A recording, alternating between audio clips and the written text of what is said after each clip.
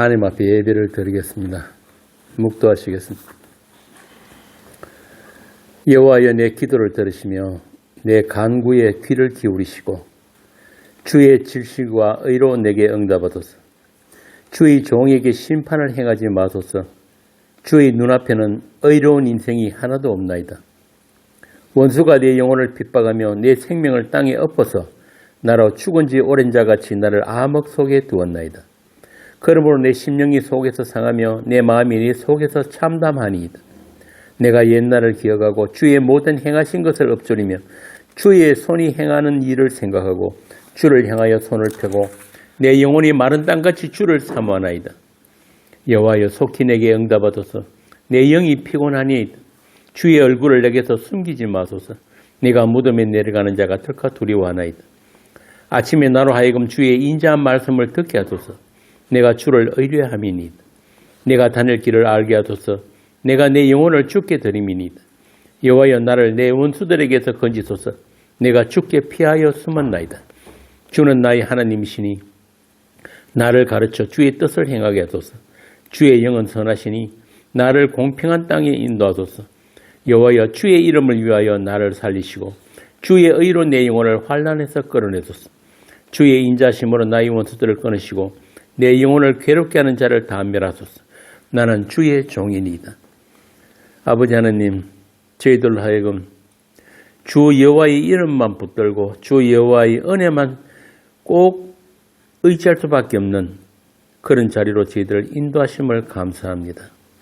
이 시간도 그 주의 이름이 저희들 가운데 높이 찬양받으시며 주의 이름을 저희들 마음에 새기는 그런 복된 시간이 되게 하여 주옵소서. 주 예수님 이름으로 기도합니다. 아멘. 본문 말씀은 고린도후서 7장 5절부터 16절입니다. 고린도후서 7장 5절에서 16절.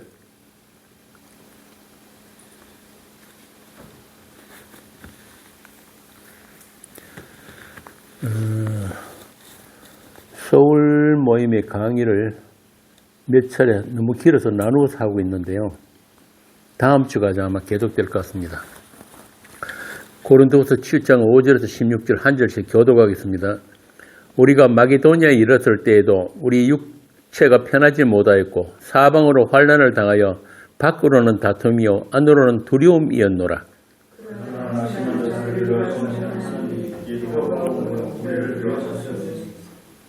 그가 온 것뿐 아니요 오직 그가 너희에게서 받은 그 위로로 위로하고 너희의 사모함과 애통함과 나를 위하여 열심히 있는 것을 우리에게 보고함으로 나를 더욱 기쁘게 하였느니라.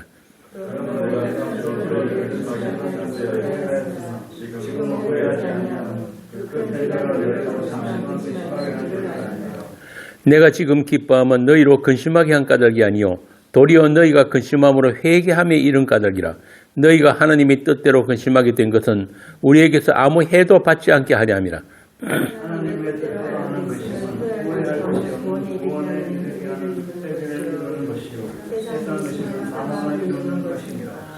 보라, 하나님의 뜻대로 하게 된 이 근심이 너희로 얼마나 간절하게 하며 얼마나 변정하게 하며 얼마나 분하게 하며 얼마나 두렵게 하며 얼마나 사모하게 하며 얼마나 열심히 있게 하며 얼마나 벌하게 하였는가.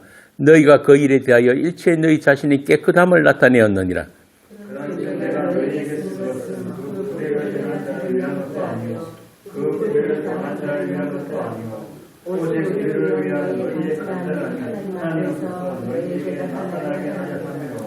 이로 말미암아 우리가 위로를 받았고 우리가 받은 위로 위에 디도의 기쁨으로 우리가 더욱 많이 기뻐함은 그의 마음이 너희 무리로 말미암아 안심함을 얻었음이라. 내가 너희에게 너희들을 위하여 잘한 것이 있더라도 부끄럽지 아니하니 우리가 너희에게 그 말이 다 참된 것 같이 기도 앞에서 우리가 전하는 것도 참되게 되었도다.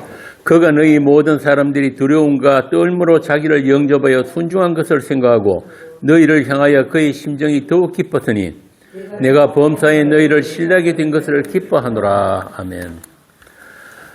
지난 시간에는 하나님의 현실에 참여된 성도의 근심과 회개에 대해서 우리가 나누었습니다. 이 시간에도 그 하나님이 뜻대로 하게 된 근심과 회개가 우리의 삶에 어떻게 나타나는지를 함께 보도록 하겠습니다. 먼저 10절입니다. 하나님이 뜻대로 하는 근심은 후회할 것이 없는 구원에 이르게 하는 회개를 이룬다. 그러나 세상 근심은 뭐라고요? 사망에 이르게 된다. 사망에 이르게 된다. 자, 그러면은 여러분은 지금 어떤 근심을 하고 있습니까? 아마도 거의 다가 세상 근심 걱정일 거예요. 그렇죠? 하나님의 말씀을 듣고 책망을 받고 근심하고 염려하는 것들은 우리가 하고 싶어서 하는 게 아니잖아요. 그죠? 하루 일과 중에 아마 거의 별로 없을 거예요. 왜 그러냐 하면 아담이 범죄한 이후에 모든 인간들은 하나님처럼 되어버리기 때문에. 여러분 각자 한 사람 한 사람이 신이란 말이에요. 신. 구약 성경에도 나와요. 너희 인간들은 다 신이라고. 그래서 그런 인간은 아무도 남의 간섭받는 거 싫어합니다. 책망도 당연히 싫어해요. 그래서 하나님의 책망을 듣고 근심하고 회개한다. 이건 그야말로 놀라운 은혜란 말입니다. 우리에게서 나올 수 있는 게 아니에요. 다들 자식 키워보서 아시겠지만 애들 사춘기 되면 어떻게 합니까? 방문 걸어 잠그고 방에 들어가잖아요.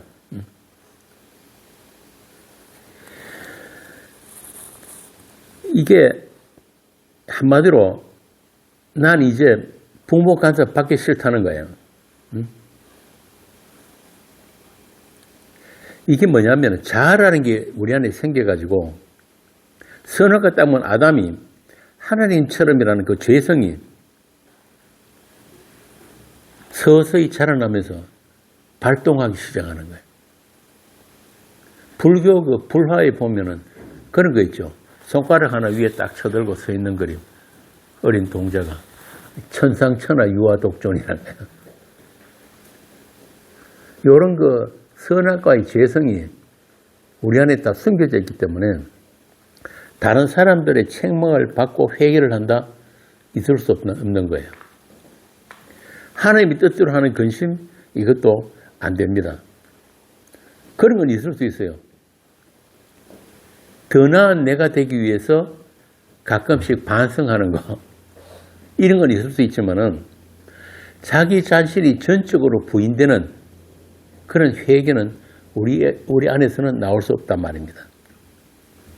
그런데 고린도 교회의 남은 자들이 몇몇이 사도의 책망을 받아들였다. 이건 사도의 능력도 아니고 교회의 능력도 아니에요. 한마디로 주님의 능력이 나타난 것이다.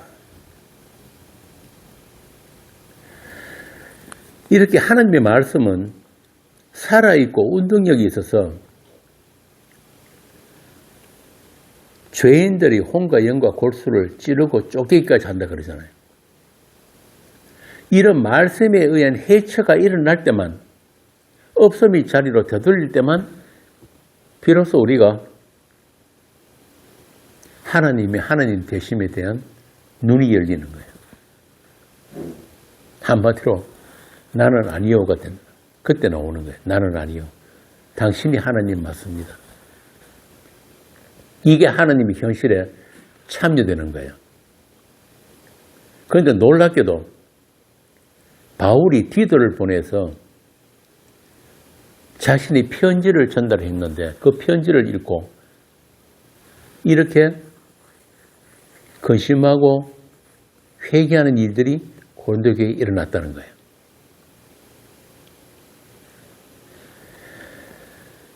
시편 8편에 보면 이런 말씀이 있어요. 주의 대적을 인해 어린아이와 젖먹이의 입으로 말미암아 권능을 세우시며 이는 원수와 보수자로 잠잠케 하려 하십니다. 주의 대적을 물리치는데 어린아이와 젖먹이를 사용하셨다는 거예요. 예수님도 성전에 장사하는 장사치들을 내어 쫓으시면서 그때 애들이 막 뛰어다니니까 애들이 말하고 호산나 다윗의 자손이여 그러면서 막 뛰어다녔다고. 그러니까 이 서기관들이 저 애들 좀 밖에 좀 쫓아내라 그랬다고. 그러니까 예수님께서 어린아이와 젖먹이 입에서 나오는 찬미를 온전케 하셨다 하는 말 읽어본 적이 없느냐라고 구중을 하시는 거예요. 이렇게 하나님의 말씀의 능력은 어린아이와 젖먹이의 입을 통해서 대적을 물리치시는 그런 말씀이에요.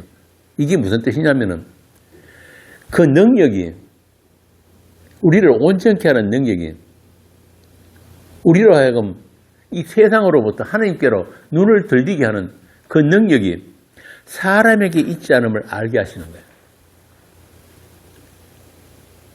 그러니까 바울의 능력도 아니고 물론 디도의 능력도 아니고 교회가 가르치는 능력도 아니고 오직 하나님의 말씀의 능력이 너희들로 하여금 이 세상 현실로부터 하나님께로 눈을 들게 했다. 그런 이야기예요. 그래서 이 말씀 전하는 사람들이 항상 조심해야 될 게 뭐냐면 남을 가르치려고 하는 거예요. 가르치려고. 책망하고. 그래서 말씀 받던 자들은 설교를 하든 강론을 하든 뭘 하든 간에 먼저 1차적으로 자기 자신한테 하는 이야기예요. 저도 제가 설교한 것들 나중에 서울의 집사님이 녹취해가지고 보내주면은 그 제가 읽거든요. 읽고 다시 우리 카페에 올리는데 제가 한 이야기를 보면서 제가 책망받을 때가 많아요. 참 재밌는 통계가 하나 있는데요. 사이코패스, 소시오패스들이 제일 많은 직업군이 가르치는 직업군이랍니다. 목사, 교사, 이런 사람들 중에 소시오패스가 많다는 거예요. 그래서 흔히들 보면은 제일 듣기 싫어하는 게 뭐냐면 남들 무슨 이렇게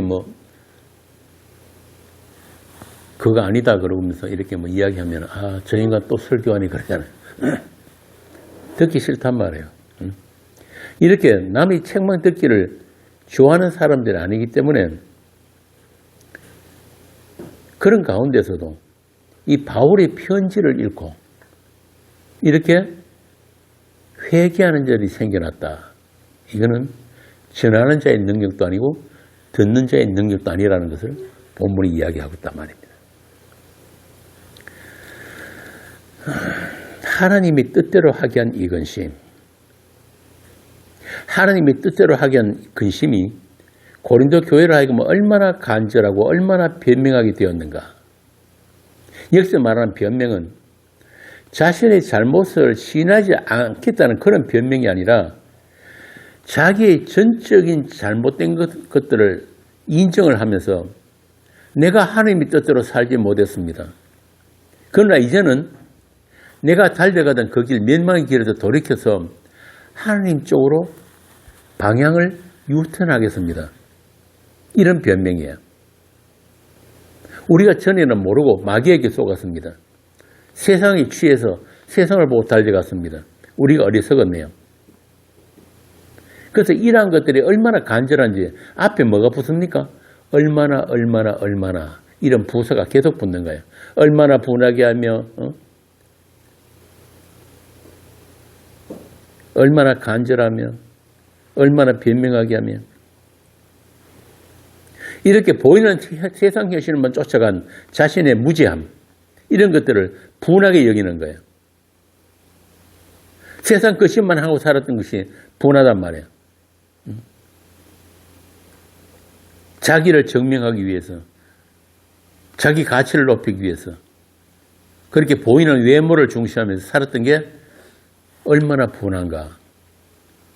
성도로서의 마땅한 모습이 나타나지 않는 것에 대한 분함. 죄를 지으면서도 죄를 죄로 알지 못하고 죄를 즐거워했던 것에 대한 분함이에요. 얼마나 분하며 또 얼마나 두렵게 하며. 이게 참 재밌는 게 말이에요. 바울이 직접 온 것도 아니고 편지만 보냈잖아요. 거기다 나이도 어린 디도를 보냈다고. 그럼에도 불구하고 고린도 교회가 편지를 받아들고 얼마나 두려워했는가. 15절 한번 봅시다. 저희 모든 사람이 두려워하고 떨었다. 그러면서 시험부름 온 디도를 영접하고 순종했다. 이러한 두려움은 바울 사도를 영접한 것이고 또한 주 예수를 영접한 거예요. 예수님께서 그런 말씀하시잖아요. 내 형제 중에 지극히 작은 자 하나에게 한 것이 곧 나에게 한 것이다. 세상 높은 사람, 힘 있는 사람, 권세 있는 사람, 그런 사람을 두려워한 게 아니란 말이에요. 그런 사람을 영접한 게 아니에요. 이 바울이 어떤 사람입니까? 만물 중에 쓰레기 같고 온갖 고난을 다 당하는 그런 그것도 바울의 심부름꾼을 두렵고 떨며 영접했다. 이게 하나님의 뜻대로 하는 근심이 나타난 자들의 현상이에요. 계속해서 얼마나가 계속 나옵니다. 얼마나 사모하게 하며 얼마나 열심히 있게 하며 얼마나 벌하게 했는가. 과연 우리가 하나님의 말씀을 대하면서 이런 사모함과 열심과 자신을 벌하게 하는 이런 모습들이 일어나는가. 우리 자신을 한번 돌아봐야 한단 말입니다.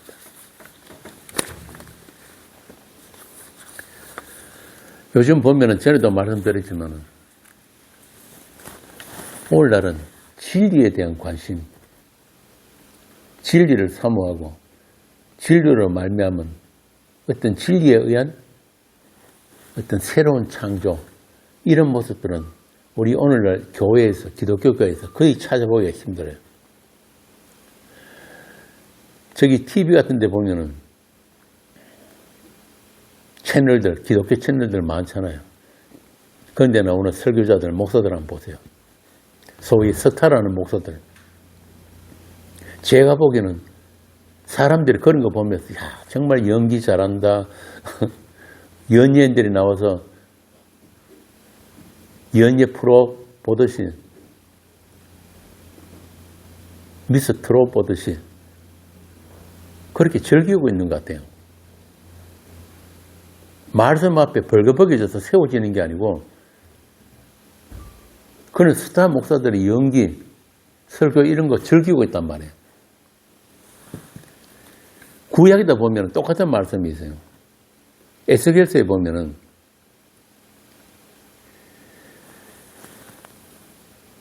백성이 모이는 것 같이 너에게 나오며 내 백성처럼 네 앞에 앉아서 내 말을 들으나 그대로 행치 아니하니 이는 그 입으로는 사랑을 나타내어도 마음은 이욕을 쫓음이라, 욕심을 쫓음이라.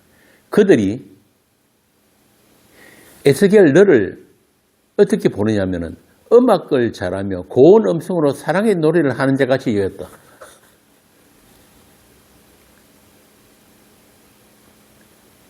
네 말을 듣고도 준행치 아니하거니와 그 말이 응하리니 응할 때에는 그들이 한 선지자가 자기 가운데 있는 줄을 알리라. 오늘날도 마찬가지. 입술로는 복음이 좋다 하면서 복음 안다고 하면서 마음으로는 어떻게 합니까? 그거 복음마저도 자기 정당화, 자기 가치 챙기기 위해서 먹고 있는 게 죄인들이란 말이에요. 이게 바로 우리 죄인들의 한계입니다. 오늘날 컴퓨터 옆에 앉아서 틀면은 온갖 복음이 홍수처럼 범람하잖아요. 그래서 사람들이 교회 안 나와요. 컴퓨터는 나의 목자시니 내게 부족함이 없으리로다. 안 나온단 말이에요. 내가 복음 알면 되지, 복음 들으면 되지. 참 죄송하지만 그 사람 복음 아는 사람 아닙니다. 성도는 모이게 되어 있어요. 같은 피는 서로 끌린다는 말이 있잖아요. 그래서 이 피뿌림을 입은 한 몸 된 교회는 서로를 알아보고 서로에게 끌리게 되어 있고 모이게 되어 있단 말이에요. 말씀이 예수가 나누어지는 그 자리를 사모하게 되어 있는 거예요. 그렇게 컴퓨터 앞에 앉아가지고 나 복음한다 그런 사람들은 항상 의인입니다. 복음하는 의인이에요. 죄인 된 적이 없단 말이에요. 그렇게 복음의 말씀을 들으면서 고린도 교회에서 일어났던 이런 간절한 회개와 하나님의 뜻대로 하는 근심이 없다는 게 이게 오늘날 기독교인들의 문제란 말입니다. 눈에 보이는 건 잠깐이에요. 이 세상은 잠깐입니다. 지나가는 세상이에요. 그래서 성경은 만물의 마지막이 가까워서니 정신을 차리고 깨어서 기도하라고 한단 말입니다. 오늘 아침에 제가 우리 카페에 다른 글 하나 올려놓은 게 있는데 요즘 유행이 뭔지 아세요? 예수 믿는 사람들이 AI의 해석을 도움을 받아가지고 AI가 말하자면 성령의 일하심 또 주님과의 우리 관계, 믿음이죠. 이걸 대신하고 있는 세상이에요. 그러면서 그 AI가 해석해 주는 대로 그걸 글을 올려놨더라고. 다시 말씀드리지만 지금도 주님은 두 손 놓고 계신 분이 아니에요. 졸지도 주무시도 않고 자기 사람들을 우리의 머리카락 한 올까지 다 세면서 하나님의 일을 하고 계신단 말입니다. 어떤 일입니까? 선을 갖다 먹고 우리가 이 섬의 흉내를 내는 스스로 존재라고 여기는 우리를 다시 없음의 자리로 되돌리는 그 일이에요. 우리의 처음 자리, 그 없음의 자리. 그 자리에서 뭐가 일어납니까? 새 창조가 일어난단 말이에요. 새 창조. 창조는 반드시 없음의 자리에서만 일어나는 게 창조예요. 조금이라도 있으면 안 돼요. 있으면은 그거는 발전이고 개선이지 창조가 아니란 말이에요.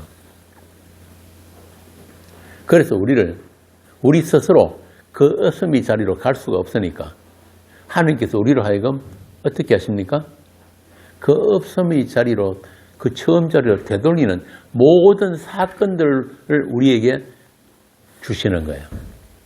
그걸 베드로 전서에는 너희가 사랑하는 자들아 너희가 불시험 당하는 것을 이상히 여기지 말라.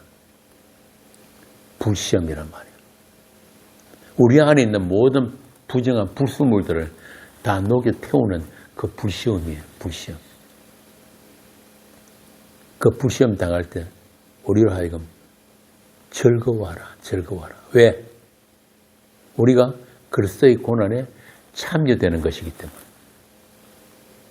그냥 세상 고생이나 겉으로 보기엔 다 똑같아요. 고생하는 사람 없어요. 심지어 불교에서도 이 세상살이 인생을 고해라 그런단 말이에요. 고해. 생로병사 다 동일한데 하나님의 성도는 그 고생을 뭐로 바꿔주신다? 그리스도의 고난으로 바꿔주시는 거예요. 바꿔주시는 이게 다르단 말이에요. 그래서 세상 근심은 사망이라는 것이고 하나님의 은혜가 임한 자들은 하나님의 손길이 닿은 자들 하나님의 그 인생에 개입한 하나님의 사람들은 반드시 구원에 이르게 되는 회개를 이루게 된다. 회개. 이게 하나님의 찾아짐이에요. 막 내가 가고 싶은 길로 달려갔는데 그 길을 계속 달려가면 멸망의 길이기 때문에 목자이신 그분이 찾아와서 나를 데리고 유턴해서 우리가 있을 자리로 돌아가는 거예요. 그 모든 과정이 우리 인생인 것입니다. 자, 그런데 여러분들도 다 겪어보셨겠지만 오늘날 이 기독교에는 그런 주님에 의한 회개, 근심 주님에 의한 찾아짐, 그런 게 없어요. 거의 대부분이 주께서 내어버려 두신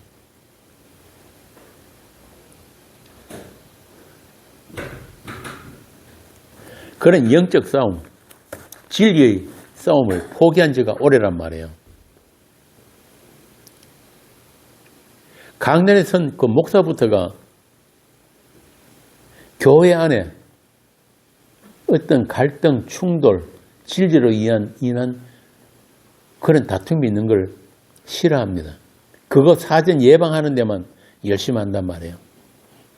그래서 나온 게 뭡니까? 은혜롭게 합시다.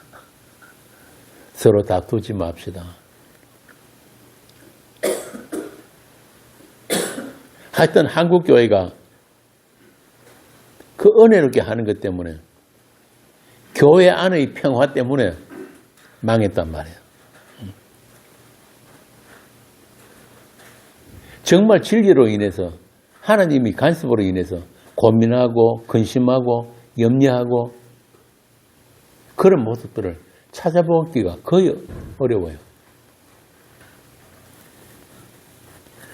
그래서 그들에게는 세상 교회에게는 하나님의 현실이 감추어져 있단 말이에요. 감추어져 있다. 하나님 감추어 버렸어요. 이사서에 나오잖아요. 이미 그 당시부터 구약시대 때부터 이사야를 통해서 하나님 하신 말씀이 있어요. 뭐라고 하십니까? 이스라엘의 하나님은 누구다? 숨어 계시는 하나님이다. 숨어 계시는 하나님. 우리가 어떤 노력을 어떤 종교적인 일심으로도 그 하나님을 찾을 수가 없다는 거예요. 하나님이 찾아진 자들, 다시 말하면 이사야가 말하는 그 남은 자들만 하나님을 알게 된단 말이에요. 그들만 하나님을 인한 근심이 있게 된다.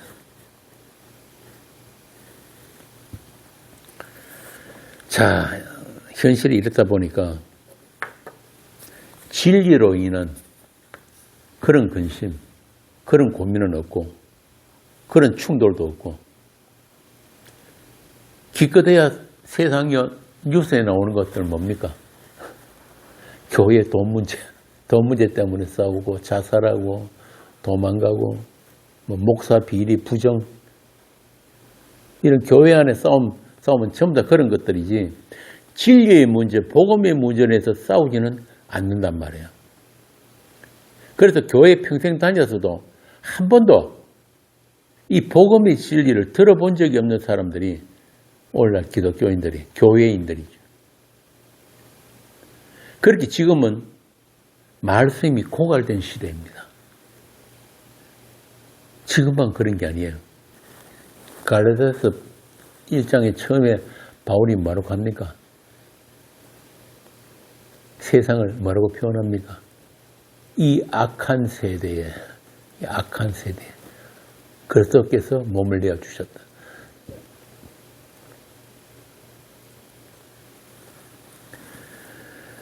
모든 이 세상 교회들이 사단의 거짓된 말, 더러운 말, 다른 복음에 장악되어 있는 그런 악한 세대입니다. 악한 세대. 바울 같은 대사도가 그렇게 대고생을 하면서 아시아에서 유럽으로 뛰어다니면서 그때 뭐 비행기가 있었습니까? 기차가 있었습니까?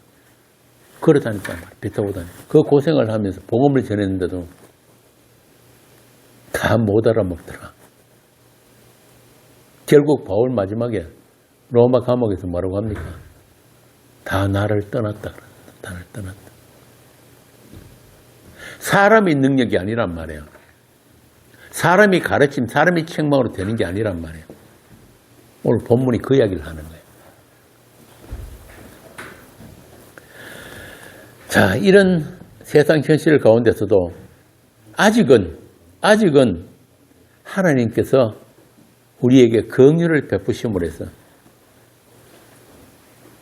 이 세상 속에 아주 작은 숫자의 사람들, 아주 소수의 사람들, 여러분들이 세상으로부터 불려 나온 거예요. 에클레시아, 교회란 말입니다. 계시록 보면 큰 성 길가에선 두 정이 나오잖아요. 그 두 정인. 그들이 왜 큰 성 길가에 서 있습니까? 세상에서 쫓겨났다는 거예요. 교회라고 이름하는 그 세상에서 쫓겨나서 큰 성 길가에 서서 뭐합니까? 그 큰 성을 향해서 외치는 거예요. 두 정인. 주님과 함께하기 때문에 두 정인이에요. 그렇게 아주 작은 소수의 성도들을 위해서 아직 이 하늘이 있고 땅이 있단 말입니다. 오늘 아침부터 해가 떴잖아요. 그리스도의 장성한 분량이가 이제 자라나야 하는 그런 성도들, 그리스도의 몸된 교회를 위해서 아직은 세상 만물이 있고 하나님의 천사들과 사탄까지도 지들의 역할을 다 해야 된단 말이에요. 여러분들을 섬기는 역할이에요.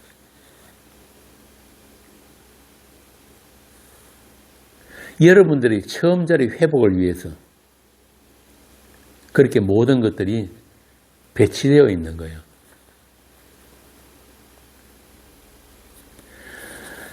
그런데 인본주의에 오염되어 버린 오늘날 신학을 학습한 많은 목사들이 사단의 종으로 세상 교회들을 하나님이 원수되게 하는 일에 쓰임받고 있다는 이 참담한 현실. 이 현실을 보면서 애통해하고 얼마나 분해하고 얼마나 열심하며 얼마나 변정해야 하는지, 이게 오늘날 하나님이 남기신 성도들의 본분인 거예요. 그렇게 다른 복음이 전부 다 장악되어 있는 그들이, 그렇게 하나님을 대적하고 있는 그들이 다 우리로 하여금 얼마나 분하게 하고 얼마나 두렵게 하고 얼마나 사모하게 하고 얼마나 열심히 있게 하고 얼마나 버리게 하는 그 일을 위해서 배치되어 있단 말입니다.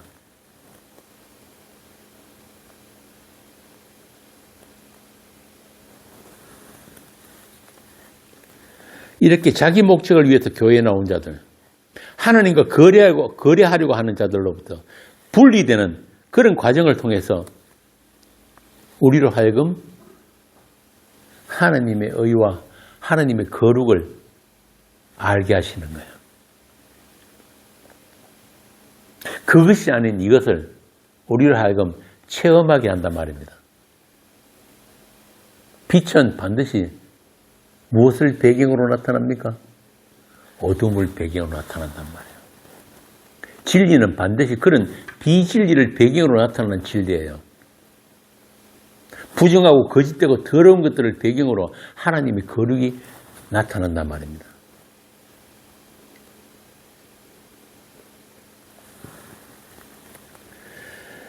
그러므로 오늘 본문은 그냥 단순히 교회의 하나 되기를 독려하는 그런 말씀이 아니라 오히려 그 반대인 거예요. 한번 보세요. 노아 시대 때 노아의 8 식구와 온 세상이 분리되어 버렸잖아요. 하나님의 말씀, 하나님의 갈라내심으로 인해서 온 세상이 이 노아 8 식구와 이렇게 분리되어 버린 거예요. 그렇게 노아의 믿음에 의해서 온 세상이 정죄되어 버린 것처럼 오늘날도 10,000명이 모인 교회에 성도 한 사람이 있다면 그 10,000명 중에 진짜 하나님의 사람이 하나가 있다면 그 한 사람으로 인해서 그 나머지 그 모든 사람들이 그 한 사람의 믿음 때문에 정죄되는 거예요.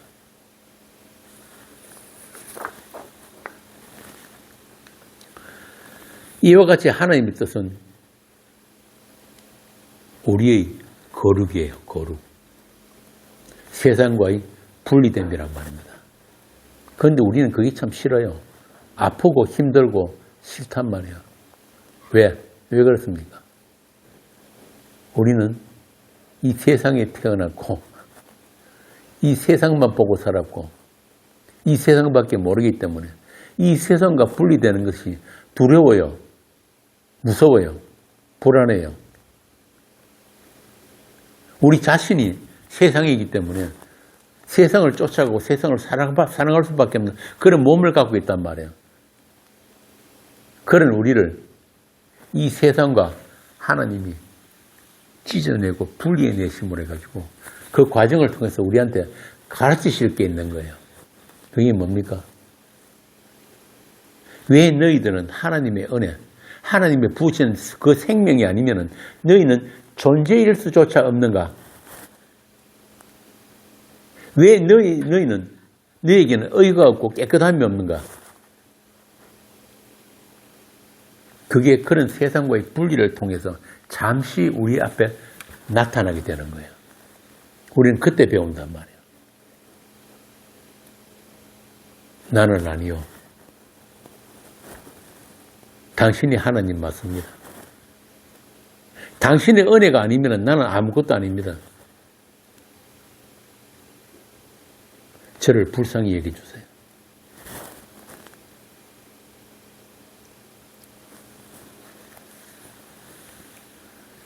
그래서 하나님에게는 많은 수란 게 필요가 없어요. 하나님의 수는 하나예요. 하나. 일이란 말이에요. 그 하나님 일로 스스로 충만하신 분이기 때문에. 그런데 그 하나님이 우리가 아니면은 충만치 않기로 하신 게 그게 하나님의 사랑이란 거예요. 왜 제가 이런 말을 하느냐면은 한 번씩 우리는 그런 생각이 들 때가 있어요. 힘든 일이 있고 아픈 일이 있고 그러면은 하나님 저한테 왜 이러시는데요? 하나님 저 좀 내버려 두세요. 그런데 그 하나님은 절대로 우리를 포기할 수가 없어요. 왜 그런지 아십니까? 방금 제가 말씀드렸잖아요. 에베소서 말씀처럼. 우리가 아니면 하나님 스스로 하나님 되지 않기로 하셨다니까요. 언제? 장하되기 전에. 우리가 있기 전에 그 하나님의 사랑이 먼저 있었단 말이에요. 그걸 하나님은 사랑이시라 그러는 거예요. 그렇게 하나님의 사랑은 죽음 같은 사랑이 아가서에 나오잖아요. 자신이 죽음 안에서 우리에게 생명을 주시거나 그 사랑이기 때문에 절대 우리를 포기할 수가 없어요. 그 사랑 때문에 하나님은 우리로 하여금 그 하나님의 의로 입히시고 하나님의 거룩으로 입히시기로 했단 말입니다. 그 하나님의 의와 거룩이 뭐예요? 아들의 피란 말이에요. 아들의 피. 로마서에 나오잖아요. 우리가 죄인 되었을 때에 그리스도께서 죽으심으로 그 아들의 죽으심으로 해서 우리를 향한 하나님의 사랑을 확정하셨느니라. 확정하셨느니라. 우리가 하는 짓이 이뻐서 우리가 착한 일 많이 해서 우리가 예수 잘 믿어서 우리를 사랑한 게 아니고 우리가 죄인 되었을 때 도저히 불가능한 죄인 되었을 때 그때 이미 하나님의 사랑이 확정되어 버렸단 말이에요. 그래서 그 사랑은 변치 않는 사랑이에요. 유행과 가사에 그런 게 있잖아요. 사랑이 어떻게 변하니 그런데. 세상 사랑은 인간들의 사랑은 유동적이고 상대적이고 얼마든지 변하지만 하나님의 사랑은 죽음 같은 사랑이에요. 우리를 죽여서 살리는 사랑이란 말이에요. 우리를 아들의 피로 깨끗하게 하신 그 은혜와 그 사랑 앞에 우리가 온전히 무릎 꿇을 때까지 우리를 향한 하나님의 그 폭력적인 돌보심은 계속될 것입니다. 이 세상과의 갈라내심, 그 손길이 계속된단 말이에요. 그래서 우리 인생이 아파요.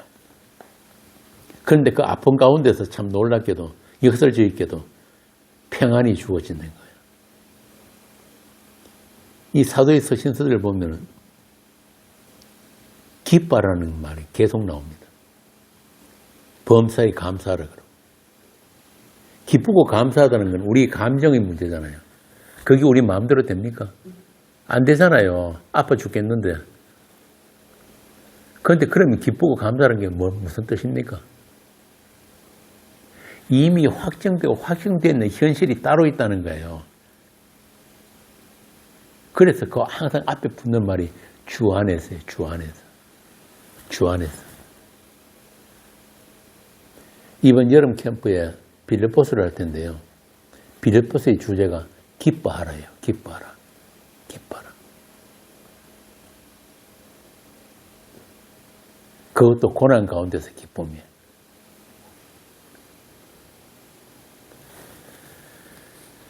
그런데 이런 하나님의 그 자기 사람들을 향한 손길, 다스리심, 그 징계가 없으면은 성경이 사생하라고 한단 말이에요. 사생하. 내어버려 두심. 하나님의 심판은 그렇게 내어버려 두심이에요.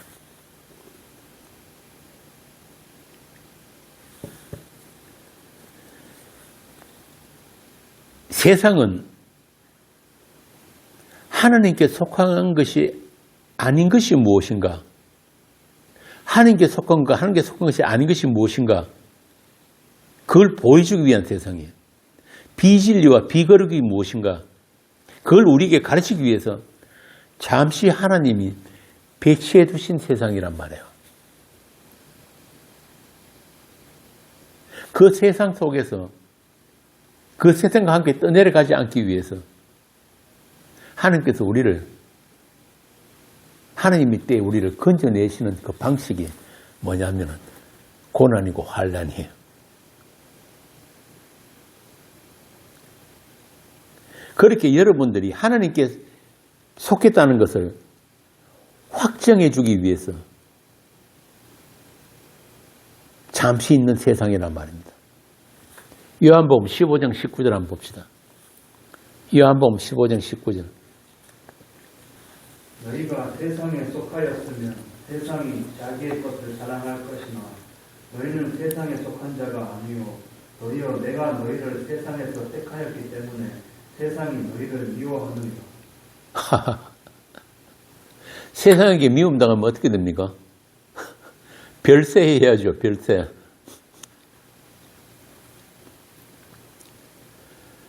그런데도 우리는 이 세상이 좋다고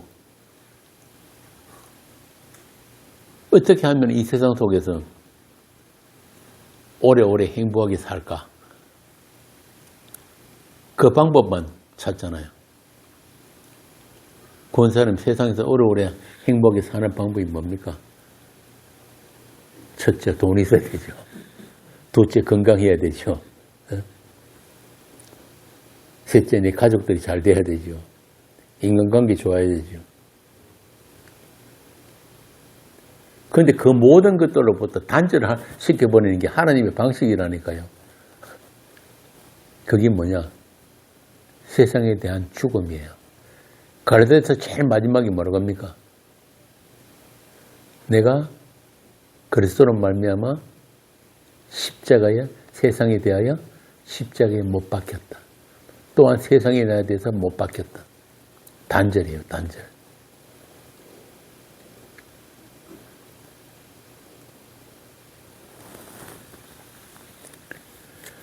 그래서 성도는 절대로 하나님도 섬기고 세상도 섬기고 그렇게 살 수가 없어요. 흔히 세상 교회에서 가르치는 게 전부 다 그런 거잖아요. 하나님도 좋게 하고 나도 좋게 되는 거. 그런 거 없단 말이에요.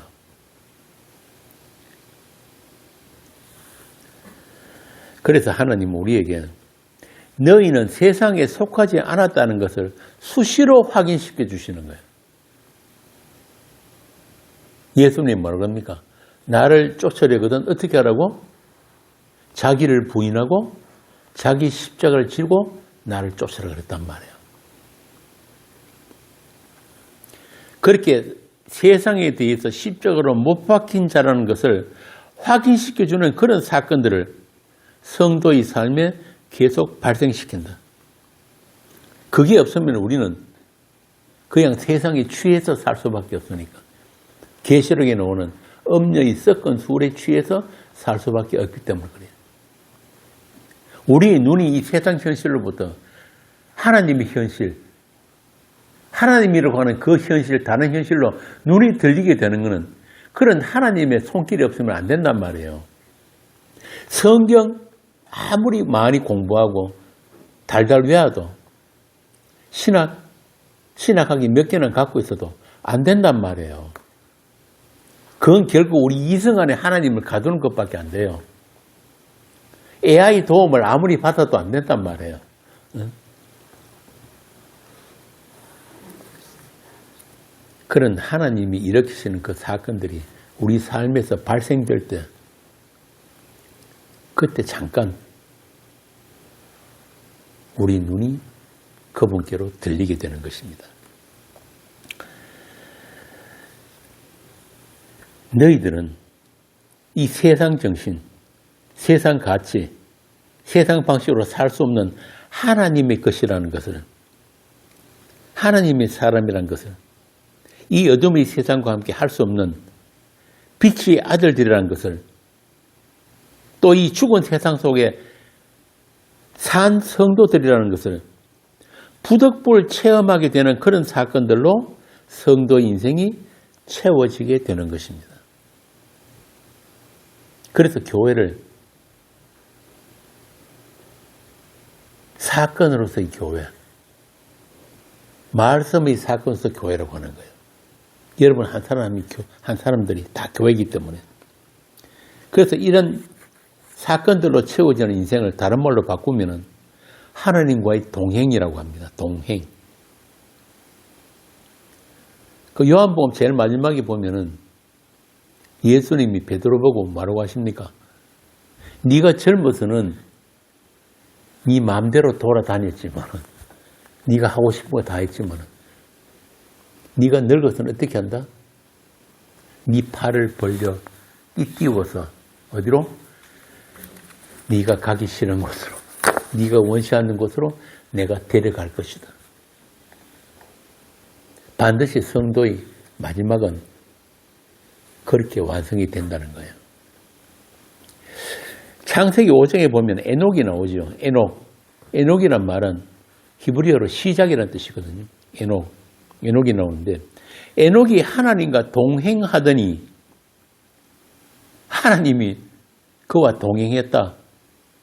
띠띠워서 데려가더니 하나님이 그를 데려가심으로 세상에 있지 아니하더라. 세상에 있지 않더라. 이게 성도의 죽음이에요.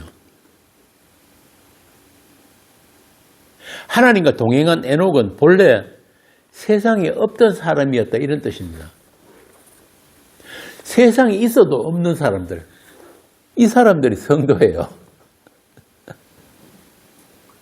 세상에 있는데 세상에 있는 것이 여겨주지 않는 사람들.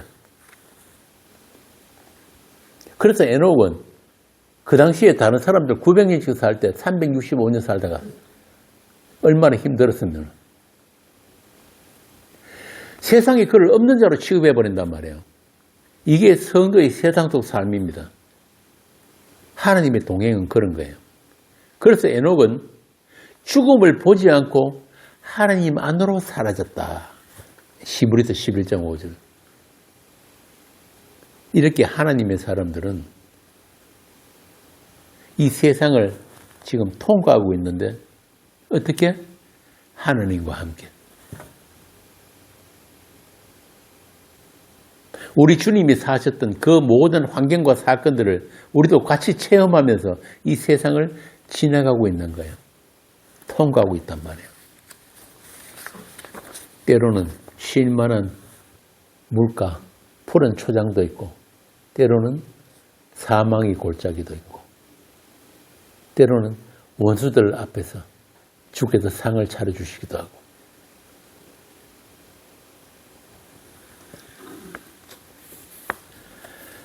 이렇게 주님과의 동행을 그냥 단순한 영적인 연합이라고만 이야기하지 않아요. 주님이 사셨던 그 삶을 우리도 똑같이 체험하면서 살아가는 것. 그렇게 세상을 통과하는 것. 이게 유니언 크라이스트란 말이에요. 그리스도와 연합이에요. 시편 기자는 그 하나님과의 동행, 그 인생 여정을 이렇게 이야기합니다. 내 영혼을 소생시키시고 자기 이름을 위하여, 다른 말로 하면 자기 약속을 위하여 의의 길로 인도하시는도다. 의의 길, 생명의 길이에요. 그리고 이어지는 말씀이 내가 사망의 음침한 골짜기로 다닐지라도 해를 두려워하지 않을 것은 주께서 나와 함께 하심이라. 주의 지팡이와 막대기가 나를 안위하시나이다. 주님과 함께 하심을, 주님이 우리와 동행하시는 것을 우리로 하여금 체험하게 하려고 그 주님이 주님 되심을 우리로 하여금 배우게 하기 위해서 이 세상이 사망의 음침한 골짜기로 준비되어 있다는 거예요. 그뿐 아니라 주께서 내 원수의 목전에서 내게 상을 차려주시고 기름을 내 머리에 부으셨으니 내 잔이 넘치나이다. 왜 하필이면 원수의 목전에서 상을 차려주십니까? 왜 원수 앞에서 내 머리에 기름을 부으시냐고요? 이 기름 부음이 뭡니까? 성령을 주시는 거예요. 진리의 말씀을 주시는 거예요. 너희 구원은 이런 불가능한 환경 속에서, 이런 불가능함에서, 이런 원수의 올가미로부터 너희들을 건져내는 것이라는 것을 우리를 하여금 알게 하기 위해서, 또 우리를 하여금 고백하게 하기 위해서,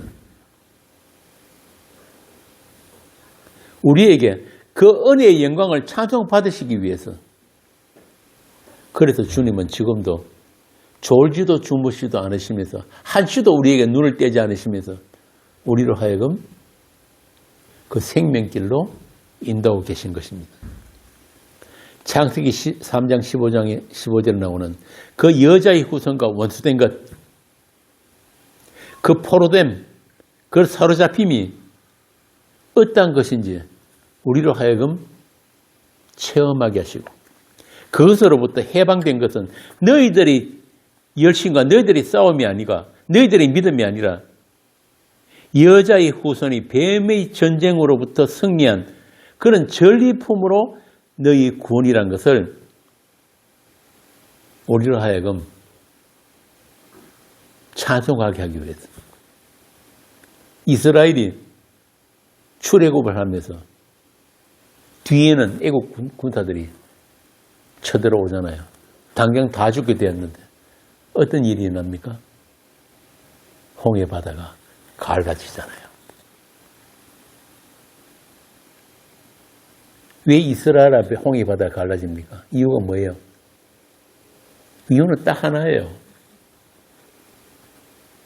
그 이스라엘은 여호와의 범에 어떤 일이 일어났습니까? 양의 피가 뿌려진 이스라엘이기 때문에 그들 앞에 홍해 바다가 갈라지고 그들이 그 바다를 육지처럼 건너버린 거예요. 그리고 그 애국 군사들이 피 없는 애국인들이 그 바다 들어와서 다 물에 빠져 죽어버렸단 말이에요. 그 일이 있고 난 후에 이스라엘이 어떻게 합니까? 찬송하잖아요. 찬송. 그 바닷가에 있어서 찬송했단 말이에요. 하나님은 그 찬송 받으시기를 원하는 거예요. 우리를 그냥 괴롭히는 게 목적이 아니고, 우리를 죽이는 게 목적이 아니고, 우리를 하여금 어떤 불가능 속에서 너희들이 구원이 이루어졌는지를 우리로 알게 하시고, 우리를 하나님 그 은혜의 영광을 찬송하기 위해서 우리에게 주어진 모든 것들이란 말입니다. 모든 은혜로 주어진 것들. 그걸 복이라고 하는 거예요. 다른 복이 아니에요. 하느님 자신을 우리에게 내어주신 그 복인 것입니다. 우리 일생 동안 우리 주님의 그 선한 싸움이 주님과의 동행 속에서 우리에게 주어짐으로 해서 우리가 주님의 그 고난에 참여되는 것, 우리 주님이 그 고난에, 남은 고난에 우리로 하여금 참여시켜 주신 것. 다시 말해서 우리 사한자가 예수를 위하여 그 죽음이 넘겨지는 그것을 통해서 우리가 비로소 그 은혜의 영광이 그 큰 것이 어떤 것인지, 그 하나님의 그 사랑이 깊이와 높이와 넓이와 크기가 어떤 것인지를 그때 우리가 비로소 조금씩 배워가는 것입니다. 우리에게 입혀주신 그 의와 거룩, 그것이 어떤 하나님의 희생이고 섬김인지를 배우게 되는 그런 전투, 그런 선한 싸움이 여러분에게 주어졌다는 것을 아시기 바랍니다. 디모데전서 한번 봅시다. 디모데전서 6장 11절에서 12절. 오직 너 하나님의 사람아 이것들을 피하고 의와 경건과 믿음과 사랑과 인내와 온유를 따르며 믿음의 선한 싸움을 싸우라. 영생을 취하라. 이를 위하여 내가 부르심을 받았고 많은 증인 앞에서 선한 증언을 하였도다. 이렇게 성도에게는 하나님께서 우리의 거룩, 우리의 믿음을 지켜주시기 위한 그런 선한 싸움, 그런 영적인 전투를 반드시 치르게 하시고, 그런 우리를 통해서 예수 그리스도 복음의 비밀, 그 그리스도의 주되심을 온 우주에 증거하고 찬송하게 하시는 것입니다. 이것이 세상 속 교회의 본분이고 또 우리의 존재 이유이며 거룩한 정체성인 것입니다. 그래서 에베소 6장에 보면은 바울이 영적 전투에 관한 권면과 함께 죽음을 앞둔 사도의 기도와 간구가 나옵니다. 에베소 6장 18절에서 20절이에요. 한번 읽어봅시다. 모든 기도와 간구를 하되 항상 성령 안에서 기도하고 이를 위하여 뛰어 구하기를 항상 힘쓰며 여러 성도를 위하여 구하라.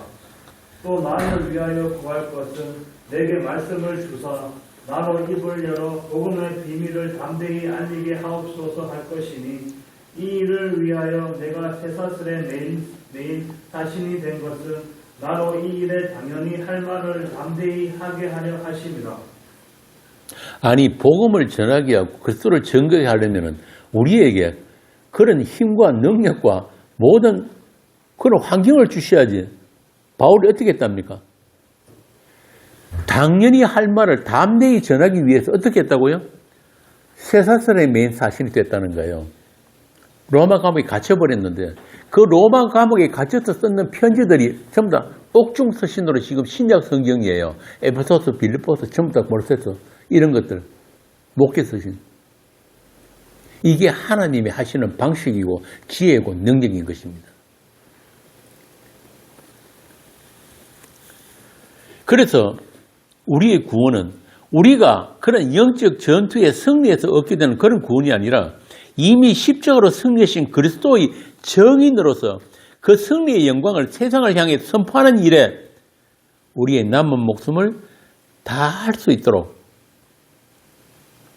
그렇게 기도해달라는 게 바로 사도의 마지막 부탁인 것입니다. 그렇게 에베소서가 마친단 말이에요. 이것이 세상과 구별된 세상을 이미 별세한 성도의 이 세상을 향한 나눔이에요. 이렇게 하나님의 사랑이 부어진 자마다 그 사랑이 마중물이 되어가지고 반드시 하나님의 사랑이 솟아나게 되고 예수와 십자가라고 하는 그 사랑을 그들이 이웃에게, 형제에게, 가족에게 나누어 주게 되는 것입니다. 이게 율법의 완성이에요.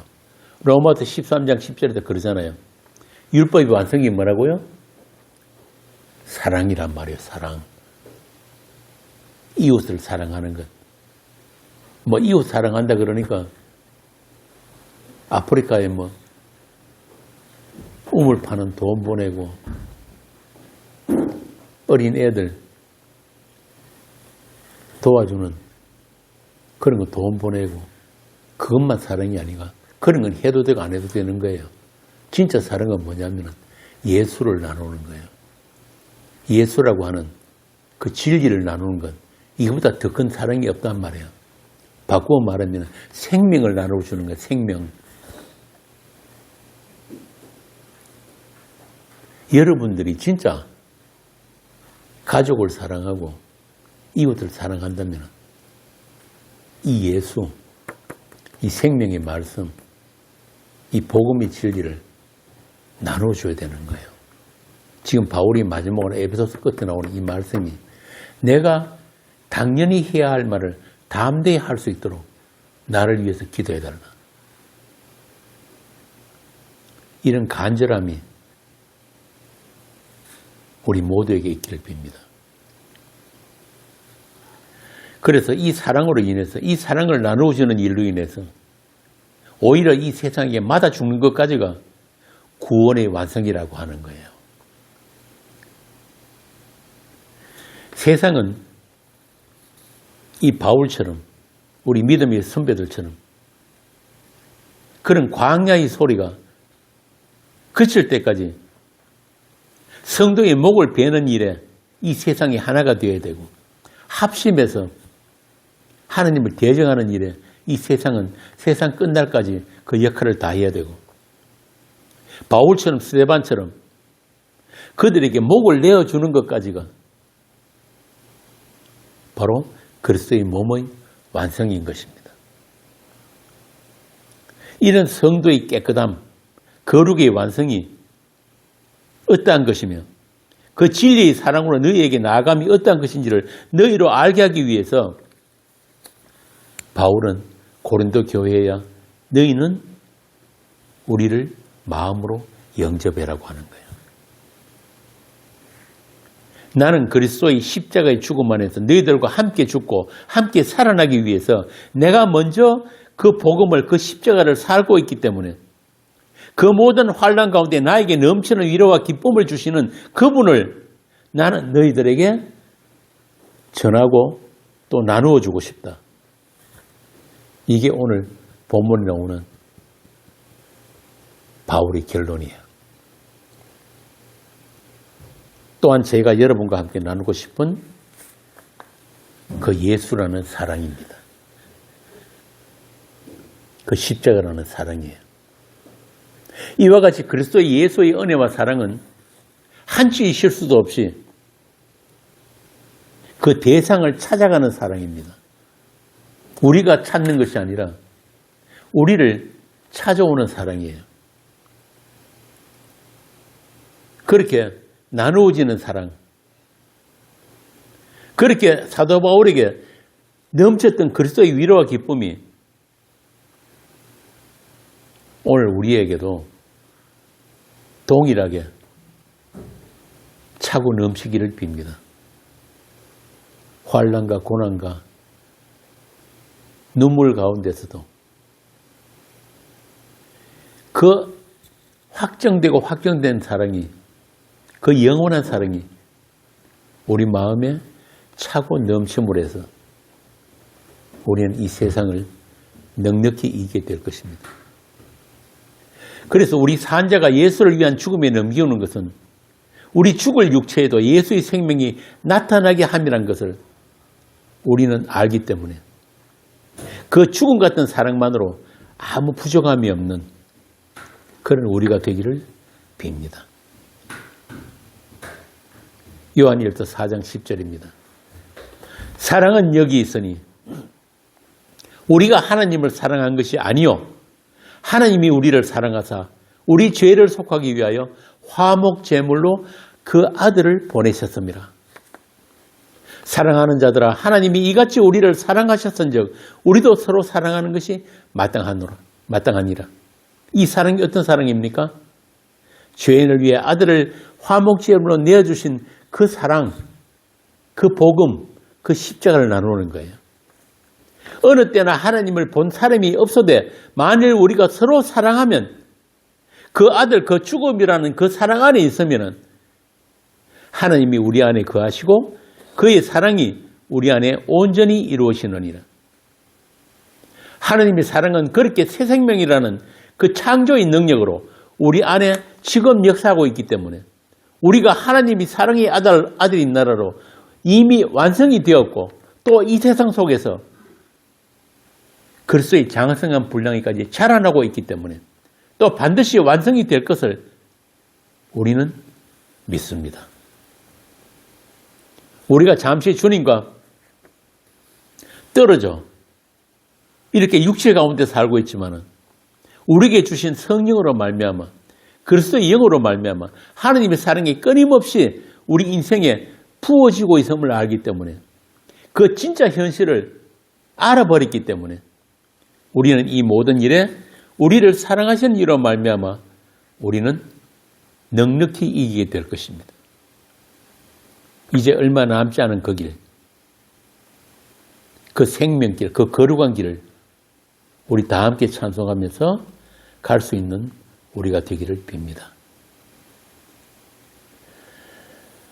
이사야 35장 8절에서 10절 함께 읽고 강론 마치겠습니다. 이사야 35장 8절에서 10절입니다. 함께 읽겠습니다. 거기에 대로가 있어 그 길을 거룩한 길이라 일컫는 바 되리니 깨끗하지 못한 자는 지나가지 못하겠고 오직 구속함을 입은 자들을 위하여 있게 될 것이라.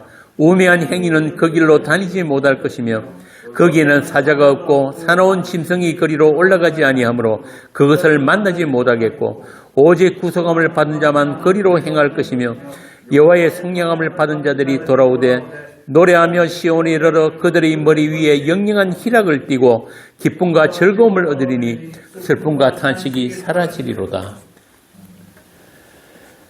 사랑의 아들인 나라라고 하는 이 확정된 미래, 영원한 현실 안에 있기 때문에 이 세상 속에서도 근심과 애통과 눈물이 주어지는 그 그리스도라고 예수 그리스도라는 거룩한 길 위에서 우리의 근심과 애통과 눈물이 찬송이 되고 영영한 기쁨과 희락이 되는 그런 우리의 남은 인생이 되기를 빕니다. 기도하겠습니다.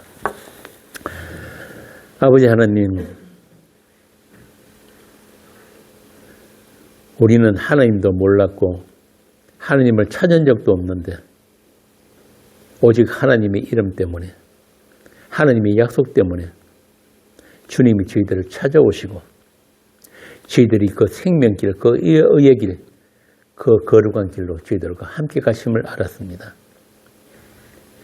때로는 정말 불과 물과 같은 그 길을 지날 수도 있고 사망의 엄청난 골짜기를 지날 수도 있지만 그럴 때마다 우리가 더욱더 주님의 그 체온을, 그 손길을 느낄 수 있는 그런 복된 길이 되게 하여 주시고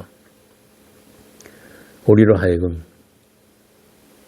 이 세상을 향해서 우리 주님의 주되심을 정직하게 담대히 증거할 수 있는 그런 복된 성도들이 되게 하여 주옵소서. 주 예수님 이름으로 기도합니다. 아멘.